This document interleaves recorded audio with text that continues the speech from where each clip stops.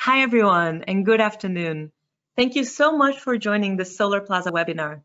Today, we have a stacked panel and a very interesting conversation on the solar market in Portugal. We're going to be focusing on accelerating the Portuguese PV development and overcoming the licensing risks that are present in the country. And I'm very excited to have you here today. Before we kick off the presentation, I'm gonna give some information on what is happening today and a bit of an introduction, and then we'll kick it off with our panelists. For you to know, in case you weren't aware of Solarplaza before, we are a knowledge sharing platform and we host conferences about solar energy throughout the world. And we've been active since 2004. So you can check us out in Portugal, but we are also present in the US, in Japan, and so on. And our mission is to accelerate the sustainable energy transition.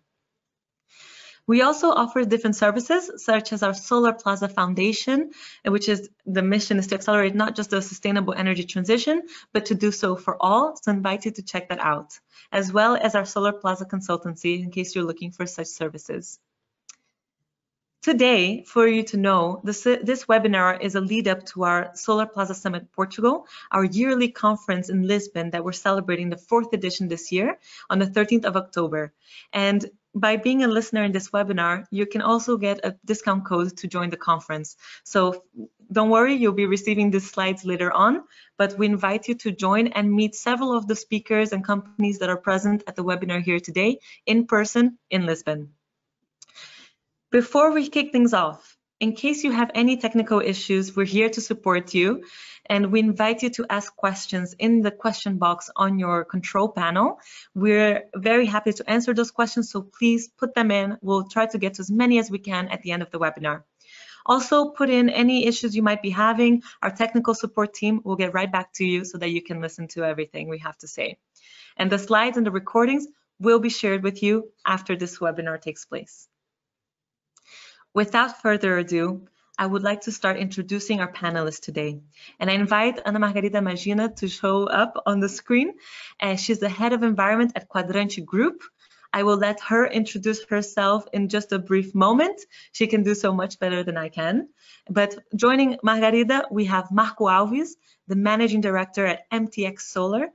Hello, Marco, please show yourself, as well as Miguel Luis, the senior development manager at Aku Energy. Thank you all for being here today and for talking about such a critical topic in Portugal, but also for providing your insights on what we can see coming in the future. I would like to start off, perhaps each of you, if you could introduce yourselves a little bit and answer the question on to what extent are you active in the development market for solar in Portugal? Just what is the business that you're doing in the moment? And I'll kick things off with you first, Margarida. Hi all, and hi to my friends, panelists, and Lorena. Thank you Solarplaza for the invitation. For all our attendants, hi and thank you for joining us today.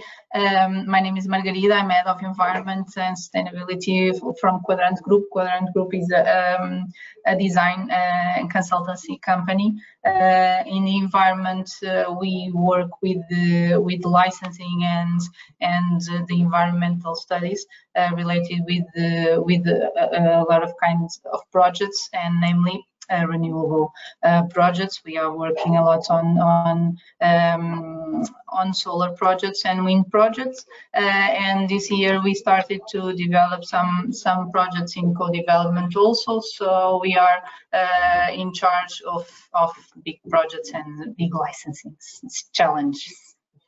Thank you, Margarida. Marco, what about you? To what extent are you working in the PV sector in Portugal?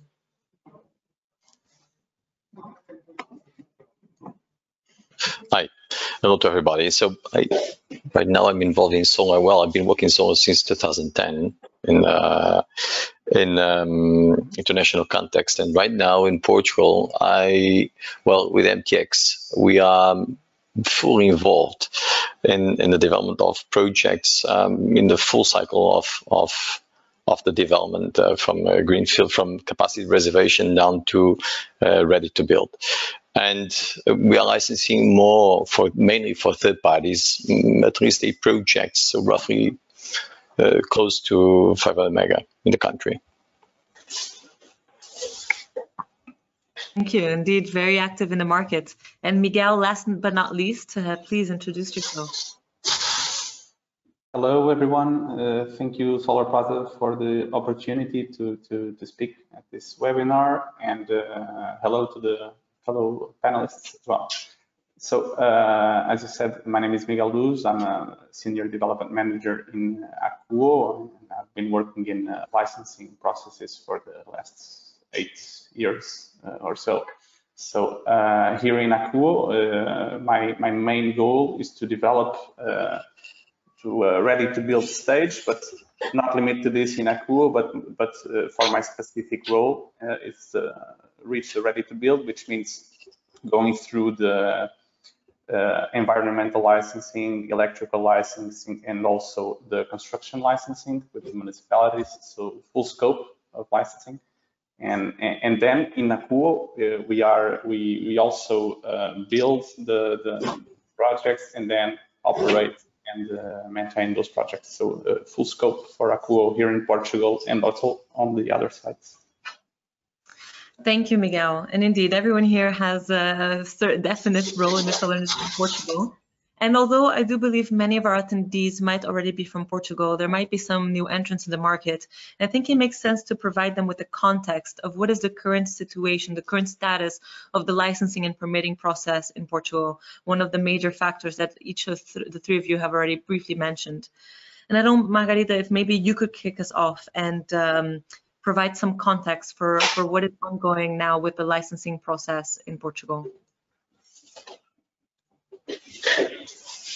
Well, I believe that we are now dealing with a big change in the Portugal market and in the development. We learned a lot during the past years with all the initiatives of solar and all initiatives of licensing. Sometimes we have to put the things on to start solving problems, and I think that we and Portugal learned a lot with these past years, and now we are in a moment that I think me,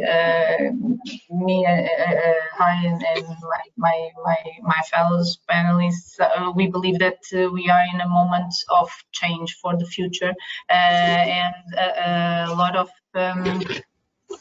big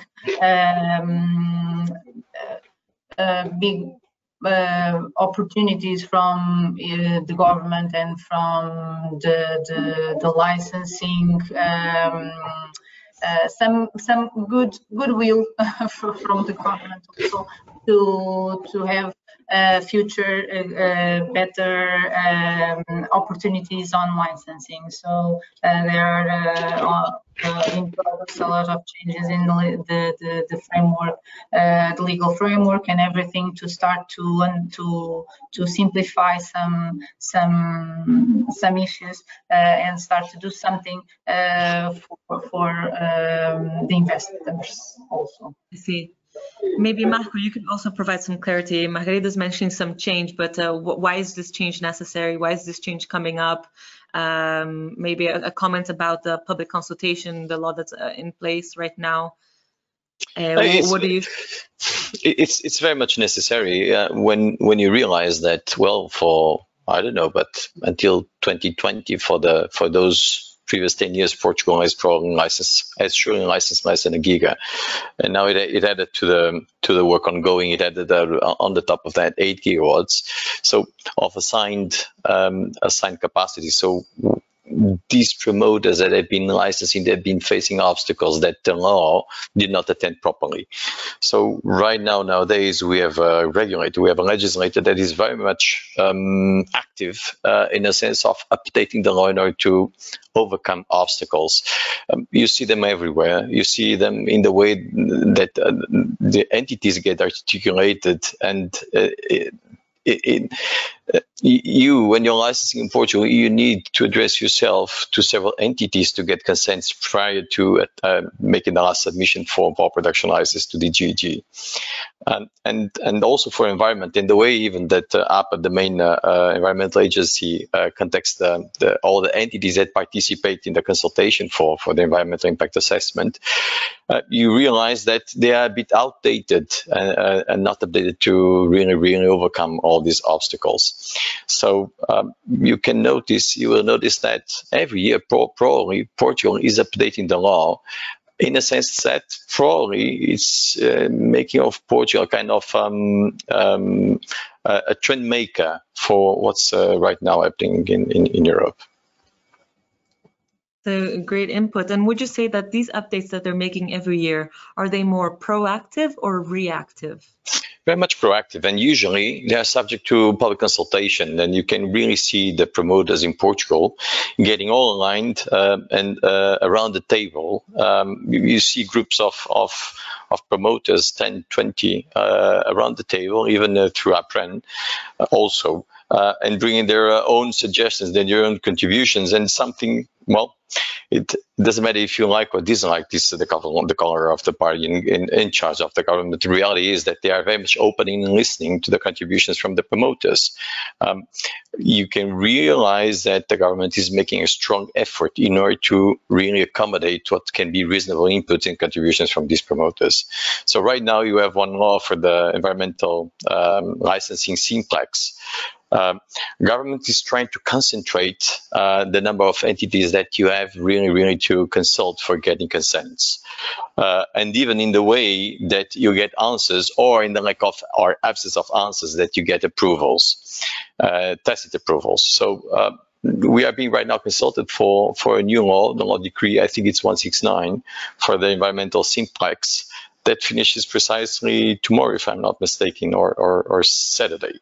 So it's a good example of how it's working in Portugal. So we would like it to be much faster. A lot of things are still unsolved, but it's a good step. It's a good contribution. No, it's great to hear that positive mentality and that change is about to come. But maybe Miguel, as coming from Aku, really a developer right now dealing with a big pipeline of projects, despite these changes coming up, would you be able to provide some insights on what are short-term solutions, or what are ways to mitigate these licensing delays? How has Aku been managing the situation? So I forgot to mention before, but Aku is currently developing about 450 megawatts of solar, plus the hybrid projects that will allow us to but I will speak about that maybe further on.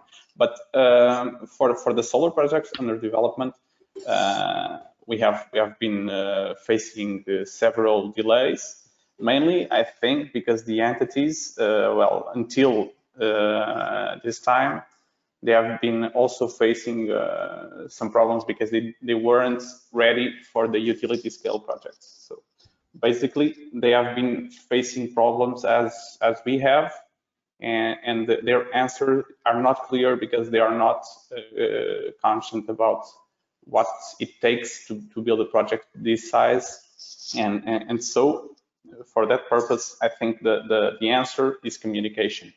And Marco was telling us about the way the new decree law will allow us to go faster, to move faster, but I think we can only accelerate as much in terms of legislation. The remaining will have to be via communication and via know-how. And right now, for new projects, I think we are reaching a new level of maturity. So I think for the upcoming projects, it will be relatively easier and more straightforward in terms of the promoters, because we already know the main constraints, the main restraints in terms of environmental, but also legal constraints and easements, but also for the entities, because now they are aware of what the main concerns are and the way to face them as well. So I think that we have to communicate better, and I have to maybe on the other side, I think the entities need to be reinforced in terms of manpower. I don't know how to say it properly, but they have to be also updated in terms of manpower. So, for instance, for you to know, APA, I was having a discussion yesterday, and they said they have about 100 projects per person. So you can see sometimes we are in need of an answer from them, but we also have to know that their reality is not that easy, and that they are trying their best to answer to our needs as well. That's a great point, and thanks, Miguel, for showing the reality that you're facing now, and also the understanding that there is this influx of projects, and that also provides delays. I think what's interesting, a point on the current context, I think, Margarida, in our previous conversation, you also mentioned about the importance of stakeholder management and finding the right partners and having the right connections and the focus on communication as well, right?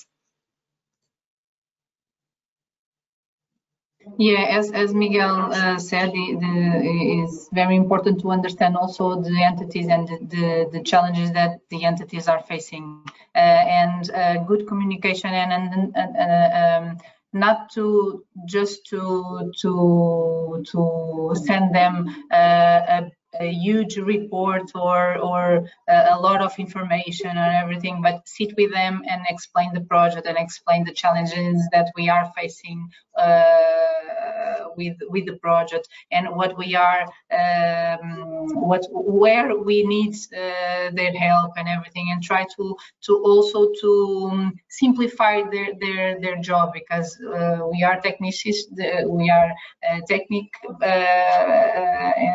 and they are also, so they need help also to understand the technical part, and they will help us to solve our problems also with a good communication and a good partners in Portugal, and local partners to understand the local problems. I think that is a key point in the project. Yes. That's a great point. And it seems like there requires then, because they do have this influx of projects and they don't yet, let's say, have the capacity to deal with it, anticipating their needs and anticipating any problems that might arise will facilitate the communication, which is great to know. But perhaps I'd like to know a little bit from the audience themselves, and I would like to launch a poll for the audience, and maybe then we'll ask our panelists what they would pick. And the poll question is, what do you consider to be the main challenge with regard to PV development in Portugal? And please vote away. I'd very much like to see if what you think will be in line with what our panelists are thinking. Do you think it's labor shortages? Is it supply chain constraints? Is it licensing? Is it getting a connection to the grid? Or is it your project financing? Some of these are related to one another, but curious to see if there's anything else that might be coming up. So vote away, and then we'll get a better understanding as well of what challenge are you guys facing yourselves. Give it a few more seconds, but I believe that we can announce the votes in, pretty soon. Yes, so here what we have is, rather than having licensing be the main challenge, people have posted the connection to the grid, and closely followed by licensing, as you can all see. Then supply chain constraints, labor shortages, although I feel labor shortages could also be related to the licensing issues. And maybe I'll ask you, Marco, is this what you expected to see? Is this maybe the distribution that, what would you have voted for?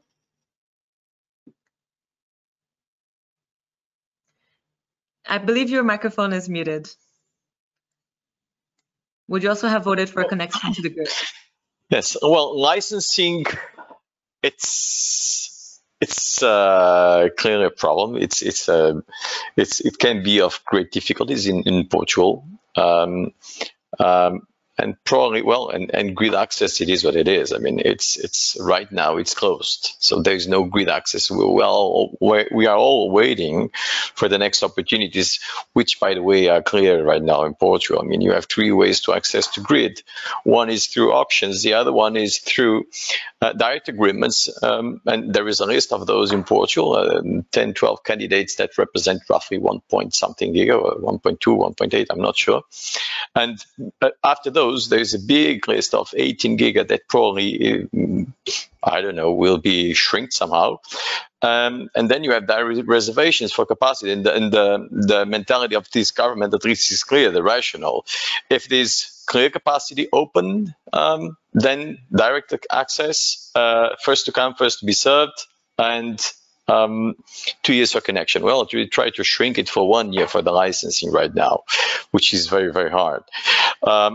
And then the auctions, we are waiting. So, and future capacities are supported by investment from the promoters themselves. For the grid extension and development is supported by the promoter with a direct agreement. Those are closed as well. And then we have auctions, and everybody's waiting for the next auctions to come. So I remind you, we had already 3. So 19, 20, and the last one for the floating. And probably it's time for us to see some wind popping up in the market. But then I was talking to you about the difficulties of licensing, and I must say that one of our biggest solutions is one of the biggest problems, which is DGG as well, because we feel there is a lot of will, there are a lot of competencies in DGG, but not enough. So the regulator or the legislator has been updating the law and empowering, giving more powers to DGG gradually. But you can realize that DGG is not growing organically in the same sense or direction, and they are not subcontracting certain services either. So I would say that DGG brings a lot of solutions, but it's drowning in a lot of process and very short resources, like the DGG probably up as well. And then another problem from licensing comes as well from municipalities. Well, you see the knowledge coming from south to the north when populations get the first contacts with the solar. And when you head to the north, that contact is still very, very short. So people didn't see many solar parks here in the north. So populations and political decision makers are still uncomfortable with approving the solar project. So municipalities take a lot of time to get used to the idea, to work with the promoter and approve your own project. So you realize that the projects in the north are probably taking much longer than the ones that you're seeing in the south. But main hurdles, I put those on the ground. And then our colleagues already talked about the overhead lines. My projects are reaching a state of ready to build. And now we feel the difficulties of really licensing an overhead line. And it comes not only for the land, where Portugal, you realize that the land is not registered in the big percentage of the parcels of the country, but also the law is very much fragmented and dispersed. And even though DGG has announced clarifications to the law, and as well the Secretary of State has pushed for new updates of that law, is still dispersed in several different articles and needs some consolidation probably and updating. So I think I would choose 2 or 3 from those options if I could. A combination. Yes. And perhaps, Margarida, it might be biased because you do work very closely on the licensing aspect, but would you consider indeed the main challenge right now to be the licensing procedures? I believe, yes, that licensing is a crucial part. But now with the overhead lines that, as Marco was saying, I believe that that there's some work done there too, because the REN, for example, we work with REN a lot also in some licensing and environmental licensing of their projects, and we understand that REN is also working on making the projects more quick, the grid, national grid, and the licensing of the national grid upgrades that are ongoing. REN is also working in some ways with the entities and with APA and all the entities to have a fast track also for that projects and start to make the grids more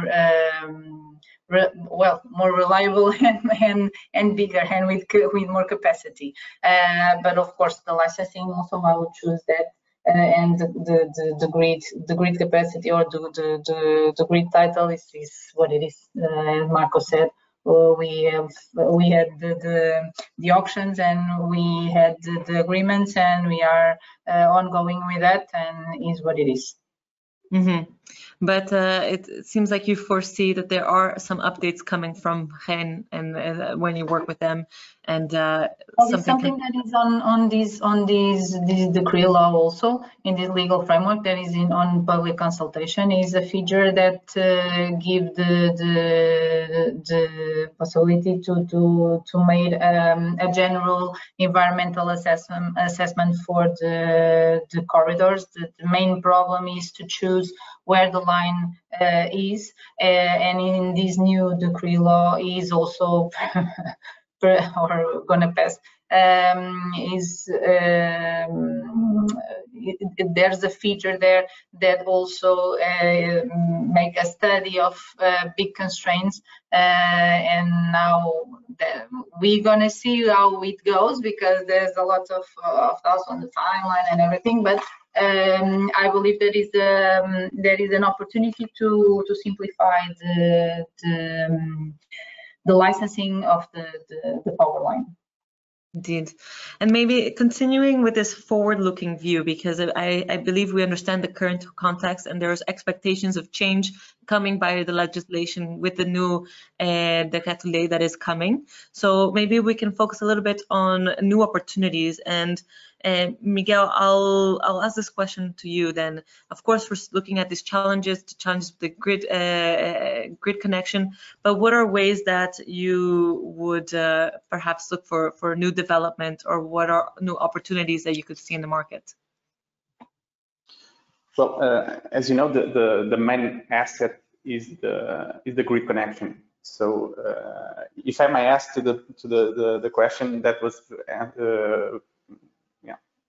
to the listeners, but I think for us the grid connection is the main point, and maybe I'm repeating a bit what Margarida and Marco said, but just to give the example from Acuo, we have very high voltage lines. The longest one is 21 kilometers, and it is about over 140 owners. So you can imagine how difficult it is to negotiate all those easements. And Margarida was speaking about the new decree law and the possibility to do a study on the line specifically, but it's not written if it is just for the grid operator, just for REN, or if it is for the promoters when the promoters deliver the line to REN. It's not clear. And the other thing is the amount of time it takes. It's the same amount of time that it takes to do a full environmental impact assessment. So it's positive that they are trying to get it done faster and in a proper way, but there are still some doubts regarding that decree law, and we will see if it applies to our cases. But to answer to your question specifically, sorry for that. I mean, the grid connection is fundamental, and the injection point needs to be maximized, and this goes for the promoters and for the grid as well. It's beneficial for both sides. So from the grid operator point of view, I think it will be much clearer, less lines, less noise if it's all done in a few injection points, rather than having a lot of distributed utility scale, projects. For self-consumption, it's a whole different thing. We can discuss it, but in another topic. And for the promoter side, I think we Acuo are trying to maximize the injection points that we were awarded in 2019. And for that purpose, the new decree law from January the 15, 2022 is great regarding that point, because it allows us to extend our projects, to hybridize our projects with wind, and hopefully in the near future also with storage. So we have in Acuo the feeling that the storage will be in the near future a great upside to the project and also to the grid. So we are working on having the room available for those kind of projects, and when they are in a financial way viable, we will go forward. So grid connection is fundamental in all ways, of course. And you can see also from the floating wind all the auctions that have been made by the government through these years. First 2 years ground mounted solar PV, then floating solar, because maybe they figured out maybe utility scale projects for solar are not that welcome all around the country. So maybe floating solar is the solution. Let's do an auction. But even then, we realized from the EDP case in Alqueva, what is clear is that what matters is the connection point. You can have -4 euros per megawatt hour, but average with the hybrid project, you can reach 30 positive euros per megawatt hour. So what matters is the connection point. And now moving forward to the floating wind that is expected for next year, I think. The government is announcing another 8 to 10 gigawatts. So that's the future, I think. Floating wind, smaller utility scale projects, and also take advantage of the storage units that may be financial way viable in the near future. A great point. And if taking one of the biggest challenges, which might be gaining a connection point, then perhaps what can you optimize or maximize with an existing connection point, right? So in storage, in terms of hybridizing with wind and solar and so on. So definitely keeping an eye out on those projects. But you briefly touched upon a topic, Miguel, that I think it makes sense for us to touch upon as well, which is the self-consumption side of things. If we're having a bit of a forward-looking feel, and if we're exploring more solar development in the country, then self-consumption will probably become a big chunk of that. Or I might be wrong. I leave it open to the panel to leave your thoughts on the topic. Should I start? Okay. So I think the self-consumption makes perfect sense. It needs to be done in parallel with utility scale. So we need to be independent as fast as possible. So it comes from both sides, and I think self-consumption will have, and the possibility of the self-consumption also to with smaller units to inject in the grid. It's a very big challenge for the distribution operator. So maybe storage even then can balance things. So maybe it's an opportunity for storage as well. But I think it needs to be done in parallel, and I think more incentives need to be done for people to install solar panels in their roofs as much as possible. It's profitable. It was even before the recent crisis, so now even more. So as we are well in favor of as much self-consumption as possible. Sure. If any of the other panelists have a point to make, I think the updates in the legislation, which includes electro-intensive consumers into the self-consumption bracket, could also signify a big change in the market. Yes. Well, when I remember working for Belgium in 2012 and seeing all those rooftops with amazing solar installations, and nothing happened in Portugal. Well, until probably 2 years ago, people missed the awareness, the motivation, and the legislation to move forward. I mean, price-wise, the consumer didn't see much, and our industrial tissue is not as strong, financially speaking. And they didn't see the premium from doing it themselves. And furthermore, legislation was not updated. I mean, if you called in an investor to do it on your behalf, and support investment on self-consumption, then there was a prong of ownership, because the license was issued on behalf of the off-taker, of the consumer. But with this new law decree, and we must be fair, again, a new revolution introduced by this the law revision. This new law decree, the 1522, introduced several changes, not only for energy communities, but also for generally the self-consumption. The license can be awarded to the investor. The investor can be a separate identity from the consumer, as long as they have a contractual title between them. You are given the possibility to establish a self-consumption unit, so behind the meter, outside your facility and outside your land parcel. So there are specific notions of distance depending on the level of power of your connection. And yes, there has been created a special context, making it easier for the electro-intensive consumers, as we may call them. The definition of distance has disappeared. So right now, it's happening in Portugal. Is that there is a big revolution of also because not only the regulation and legislation has changed, but also because there is a motivation price-wise. People are installing and looking for solutions for their own rooftops and big industrial consumers in the vicinity, ground-mounted.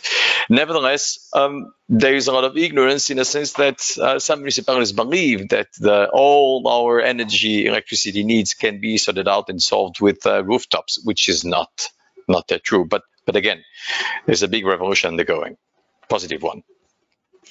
Also the hydrogen, don't forget, right? So hydrogen, new projects of hydrogen that is becoming viable. So somehow it's going to be enabled by you.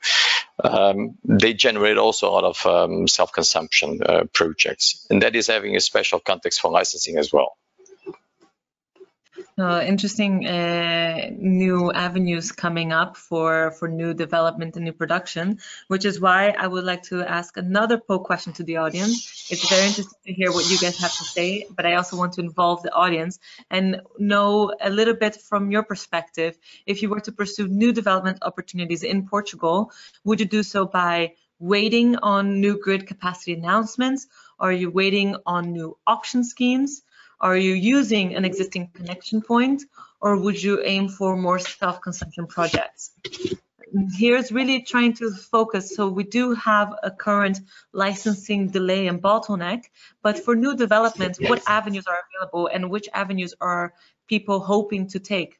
So I ask you as an attendee to vote and let us know which avenue are you willing to take for new PV development, and hear a little bit on is that in line with what maybe Aku is aiming to do, or Margarida's client. I'll give you a few more seconds, and I think we can publish this on the screen. So we see that most people are expecting to use their existing connection points. And I think this is very in line with what you mentioned, Miguel. This is one of the priorities, and Margarida, you also mentioned. So I suppose once you have this access point, you better make the most of it. But next is pretty impressive. Maybe people are a little bit biased by Marco's recent call to action on self-consumption and revolution, but that is the second most voted option. Miguel, or actually first Margarida, what do you expect to see more coming up in this? What trend? Or do you think it would be self-consumption or hybrid projects, or often things that we've done in the past? I think that there will be a combination, as Marco said. I believe that the self-consumption doesn't solve our problems for energy supply. So I believe that is a combination. There will be a combination, and there will be a lot of hybridization, because we are with a lot of projects of hybridization, and we can't forget is a little bit is not so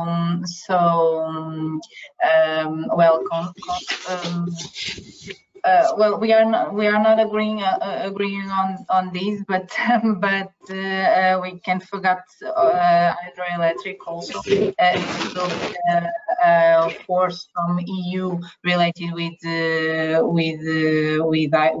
hydropower and with the reservoirs and with the turbination and bomb of water. So I believe there will be something on that also. And as you know, the hybridization of hydroelectric with wind or almost with wind is also an option. So I believe there is, and hydrogen, as Marco said. So I believe there is a lot of clusters of energy that are ongoing and that we have to, because of the war and Ukrainian war. So I believe there is a perspective for the future to solve also our energy supply problems, as we all know. So but we'll be focusing a lot of kind of projects, I believe, and it has to be, because if not, we can everything. Indeed. So a combination, I guess there's never an easy answer. There's never just one clear road.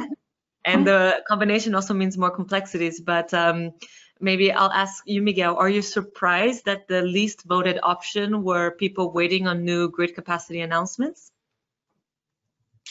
Well, I'm not surprised, as it is, as I think Marco already stated, it is the hardest way to develop a project right now. We don't have any visibility on it. So, but from Aquo's perspective, we are aiming all four ways of developing projects, and we are actually developing 3 of those.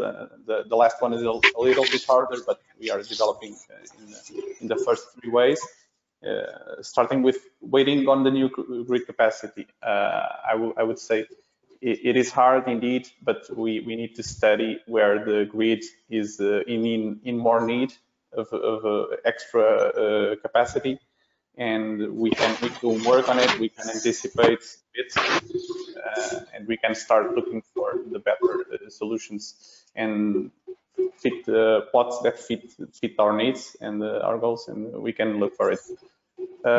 For the new auctions, as I said, we have the upcoming floating wind. We will see. We will probably end up participating, but we will see. I think there's maybe an hydrogen auction coming as well, but I think from the consumer point of view, not the promoter. We will see. And using an existing connection point, we already discussed it. But what I wanted to give you an idea of was the last point, the self-consumption projects. We spoke about green hydrogen, and of course, in order to have green hydrogen, we need to have a large electricity production behind it. So we need large-scale wind, solar projects to accommodate those electrolyzers.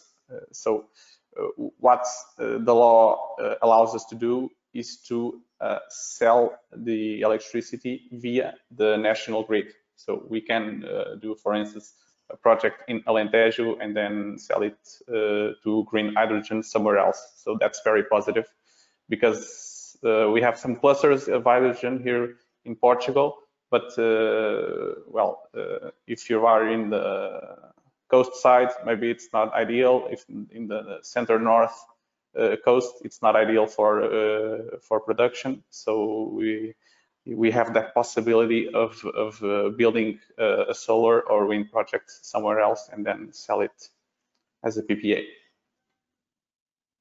Indeed, and great points. And again, adding more complexity to the markets. And I think this seems to be also in line with what Marco was saying. That this is a moment of revolution and reshaping of the market, and there are so many avenues. And what it seems to be interesting and maybe even hopeful, despite the licensing issues that might be going on now, there is a goodwill from the government and an aim to improve situations. So I think this is a pretty positive outcome, despite the current delays. And perhaps I also want to have enough time for Q&A. I see some questions coming in, and I would like to invite attendees to put in their questions. I might come to them earlier than expected, because I think there's some good questions there. But in the meantime, perhaps asking asking all of the three of you, what are you most looking forward to in the upcoming years, or with these changes in the market? I know we've started the conversation talking a little bit about the delays in licensing and the patience that we need to have, but despite that, is there something that you're excited about in the Portuguese PV market?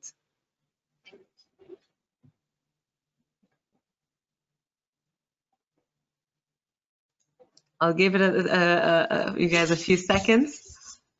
Perhaps it's boring and it's time to leave. There's not much to be excited about. No, not at all. May I, Morena? Please don't forget that these two words get mixed all together, the one for new capacities and the one for self-consumption, because also self-consumption is allowed to inject into the grid. So every year, the DGG should announce to the country how many megawatts are going to be released for the self-consumption to inject into the grid as well. Furthermore, the lack of solutions, how they say scarcity improves ingeniosity, right? So the lack of solutions of available capacity in the market are obliging promoters to find out ways of exploring a same connection divided by two promoters altogether. One only dedicated to the wind and the other one interested only in solar because of the funds they have on their back. Probably they are looking as well how to explore a connection that is there open for a new technology hybridization. So I would say, and we all know that new capacities are rising, so the TSO is rearranging the grid along with the DNO, and their strategical plan is being announced, and we know that new capacities are going to be released, and some few gig are as well being released for hydrogen.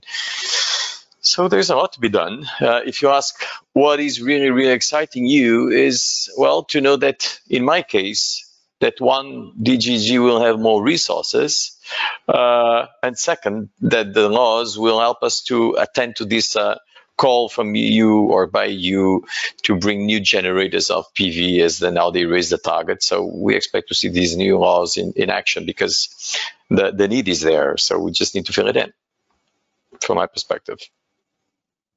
That's a very good point. And I'm looking forward to, again, seeing those laws change, but they will, since the process is already in motion. Margarida, there's a question here specific for you. If you don't mind, I'll go ahead and ask it from the audience. And it's a pretty extensive question. So the question is, when you secure easements for high voltage lines that are going to be transferred to REN, how do you define land plots that have a right for indemnization? For example, sometimes an electricity line may pass a road or unused land plot with no real commercial impact. This is almost consultancy on live. Well, thank you for the question. I think that my colleagues could add what they understand. Well, the land plot, if I understood everything, the land plot that you must agree with is for the pole position. For the pole position, you have to have an agreement with the landowner, and for the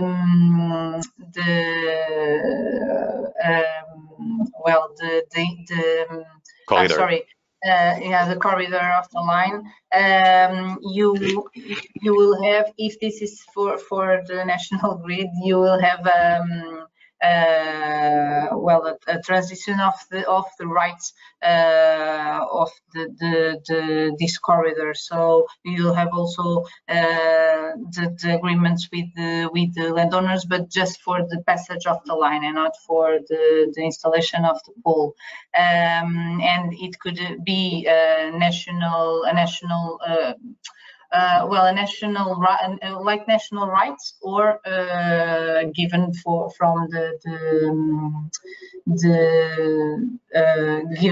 from the government as because it is public rights of the corridor, or if it's private, you must have an agreement for the passage of the line, and you must ask for all the entities, like if you pass a road or if you pass well, for example, water line or something in high, you must ask for the National Aviation also authority. You have to ask always an understanding from their point of view. I don't know, sorry. And if they want a more in-depth question, I imagine they should contact you for proper consultation appointment. Okay, a little bit on the procedures. And I have another question here for the audience. It's about the gaining a position on the interconnection queues. I'm not sure who would be the right person to answer this, but the question is, on the requirements or conditions that can help you gain a position in the interconnection queues, do you foresee any additional requirement, such as storage or local workforce, to be provided as to put you in a better position? And I assume here, do we see any changes that will be coming up on the requirements to be at the top of the list? I think I can partially answer that question. I think one thing that isn't stated in the decree law is the necessity of such injection point, because you can aim for one, but you're not sure if it is the right one in terms of need for the grid. So that's hidden in the law, but I think that DGG will have, that's mainly, I would say, the first thing they need to assess before going through the remaining hierarchic list is to decide, does this project make sense in this injection point? And then go through I think it's pretty clear how they prioritize the projects. So you need to have an environmental impact assessment, a favorable one. You need to have the agreement from the municipality. So I think the main topics are covered. The only thing I would say is lacking in the decree law is that they need to decide, they need to make part of the decision the injection point itself. Maybe Marco can. I think those times are over. I mean, the case you're mentioning, Miguel, is applicable only for the accords, right? Right now, there is a list of, I think it's 12. They are consented in somehow or on the way to. All the other two alternatives, they don't. Usually, the government doesn't give a privilege for my local incorporation for the assignment of a connection. Everything that can become anonymous for the final consumer in terms of pricing usually is not a privilege for the assignment of the connection. So I would say if there are different aspects than the ones already announced in the Law Decree 15/2002 that can privilege the assignment of connection, they will be related to the speed of the license and speed of the materialization and the connection of the project. So whomever proves to be faster in equal circumstances than the others will be served, but usually is first to come, first to serve. That's the rule. So we have seen so far. And then exception is done for the Acordos de Investimento, on which the government has designed an expansion of the grid based on applications for investment from different promoters, from which they identified 12, as far as I'm aware. So. Yes, thank you both. I think there's also a few other more specific questions about the requirements also in self-consumption, but I'm not going to touch on those. I think those require perhaps even a separate webinar only on self-consumption or only on your connection to the grid. And rather, we can keep it focused on what the conversation we were having now. And the question that I asked all of you previously a little bit on what you're more excited about, I'd like to also ask that question to the attendees via a poll. And I'm going to launch it just to hear a little bit of what they are also looking forward. If we're thinking about moving past the licensing delay, and if you think of the upcoming projects, are you looking forward to more green hydrogen projects, as Marco and Miguel have been commenting, and Margarida as well? Storage that will be booming very soon, the updates in the regulation, the updates in the law, or are you looking forward to new auctions, or perhaps it's the World Cup that is really picking your fancy. But I invite you to vote so that we have an idea if there is perhaps a big interest on auctions or really it's storage. I'll give you a few more moments to let us know what you're most looking forward to upcoming in the market in Portugal.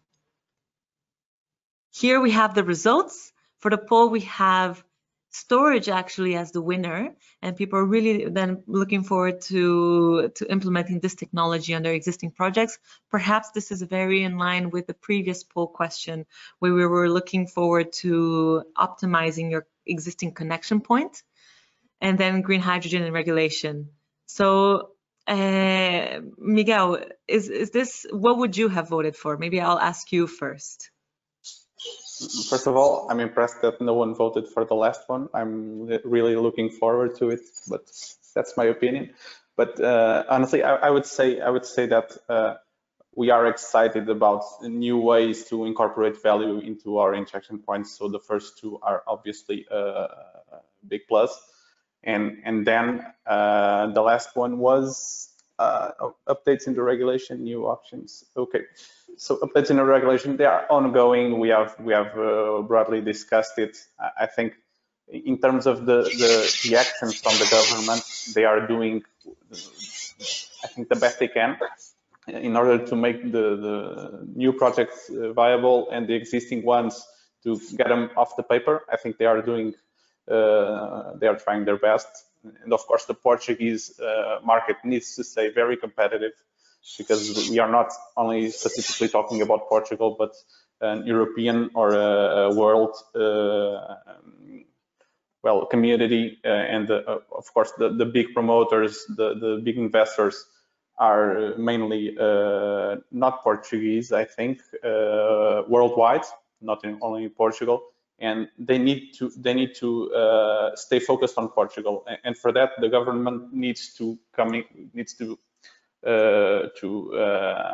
accelerate the projects, needs to create new auctions as well. So there's an action from the government. They are doing it, and we need to stay competitive. So I think those are the two main points. And for instance, you know that a new auction in Greece, the mid value was the average value was 40 to 50 euros per megawatt. So here we are way below in our auctions. That's because we are competitive, but we need to stay that way. Otherwise, the promoters will start looking to other countries other than ours. So we need to be aware. Thanks, Miguel. And about keeping the market competitive and exciting, Margarida, I think you're in the middle of all these changes, at least on the licensing front. And are you what is it that you're looking forward in the future, or from the options shown on the side, what would you have voted for? Well, I will vote. I don't know if I would vote on the cup on the last one, but as Miguel, but for sure I'm a little bit surprised with the vote for the storage, but I understand, well, for sure, I will vote with discontinue improvement from the government of the legal framework, and of some ways to give more comfort for the investors, and ways to like I said, understand their needs and give conditions to the investors to understand also the government needs. So I would try to make more effort in this upgrade and this improvement of the legal framework, for sure. For sure. A great point that you also make about giving the investors more avenues or more knowledge, because I think what I see is that more and more as a stakeholder, they're becoming part of this renewable value chain. Transition. Yeah. But I don't imagine that they've been in the industry as long as either three of you have, so they do require that kind of support. So it's good that you mentioned them. And perhaps Marco, any closing words from your part? What kind of message would you like to leave us with? Working in international context, you realize that the flagship for Portugal is really stability and this dynamic for updating the context, the legal context for the licensing and the connection. So you realize that the country has done big efforts and really big changes in the last 2 years, probably 3 years.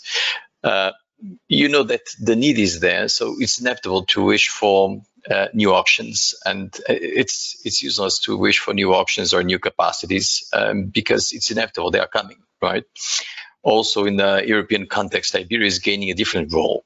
So I think all we need is to keep this pace and to keep on improving the framework on which we all work over for this the licensing of our project. So I think we need to keep the pace and we keep on improving with updating of the law and this communication among entities, because all the promoters are here to work with it. So I would keep my work and don't wish too much, because it's inevitable, it's coming. So all we need is from the legislator to contribute, and these local entities that work on the licensing.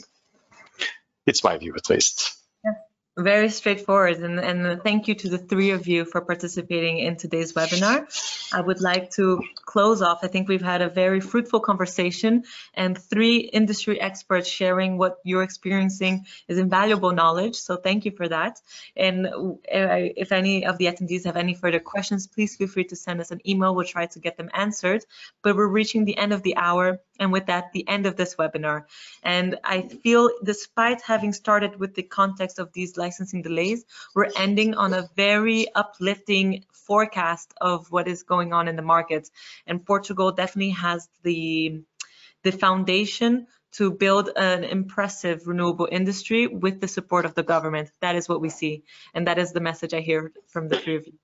So thank you so much. I invite our attendees to also join the conference if they're able. I believe Marco, Margarida, and Miguel's colleague, João from ACUO, will be there if you would like to continue this conversation in person. But thank you to the 3 of you so much. Thank you. Thank you all. Thank you, Solarplaza. Thank you, Lorena. Bye-bye, everyone. Bye-bye.